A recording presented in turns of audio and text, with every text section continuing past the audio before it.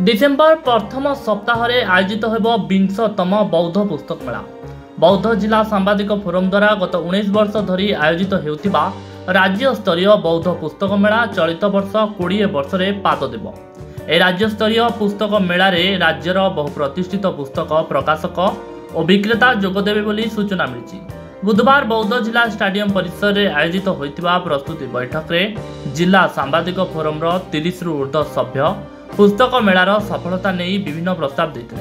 बौद्ध जिला सांबादिक फोरम सभापति दिव्यशंकर राउत सभापतित्व में अनुष्ठित होता पुस्तक मेला प्रस्तुति बैठक में संपादक जुगल किशोर सामल, उपसभापति सत्यनारायण पाणी, दिव्यशंकर पट्टनायक, प्रकाश चंद्र मेहर, सुकांत पट्टनायक, देवानंद साहू, सुधांशु मिश्र, वासुदेव साहू, देवाशीष मल्लिक, प्रीतिरंजन दास, सत्यजित पंडा, सुशांत बेहरा, सुमंत मेहर, पूर्णचंद्र साहू प्रमुख जोगदे आसंता डिसेम्बर प्रथम सप्ताह हेबाकु 20तम बौद्ध पुस्तक मेला को सफल करने को विभिन्न प्रस्ताव देता बेले बैठक शेष में सुकांत पट्टनायक धन्यवाद अर्पण करते। Bureau report Hiranchal live.